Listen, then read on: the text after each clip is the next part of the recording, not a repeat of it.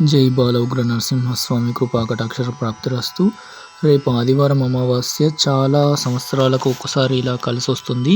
అయితే ఎలాంటి పరిహారాలు చేసుకోవాలి, ఏం చేస్తే మనకు అదృష్టం ఐశ్వర్యం కలిసి వస్తుందనేది ఈ వీడియో కింద లింకులో డిస్క్రిప్షన్లో పెట్టడం జరిగింది. దయచేసి వీడియోని పూర్తిగా చూడండి.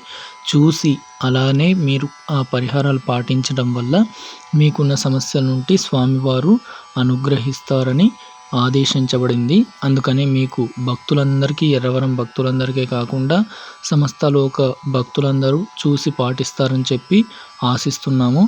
ఇంకా మన ఛానల్ని లైక్ చేయని వారు సబ్స్క్రైబ్ చేసుకోండి, లైక్ చేసుకోండి, షేర్ చేయండి. వీడియోని 10 మంది బాగుండడమే మనకు కావాల్సింది. స్వామివారి ఆదేశం కూడా అదే. అయితే ఇలాంటి పరిహారాలు మీకు తీవ్ర స్థాయిలో ఉంటే దానికి ఏ విధంగా చేయాలి, పరిహారం ఎలా చేయాలి అనేది మనం సంప్రదిస్తే మనం దానికి తగ్గ పరిహారం చూపించబడుతుంది.